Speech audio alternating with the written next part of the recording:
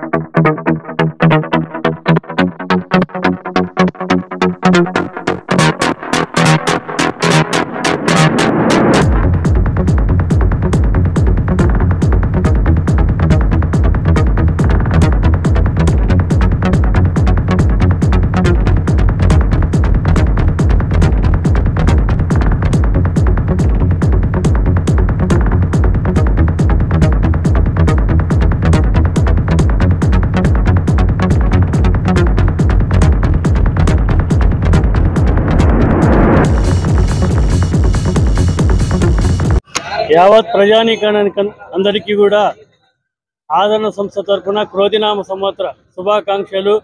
ఈ నూతన సంవత్సరం ప్రజలందరూ కూడా సుఖ సంతోషాలతో వర్ధిల్లాలని మనస్ఫూర్తిగా ఆ భగవంతుని కోరుకుంటున్నాము.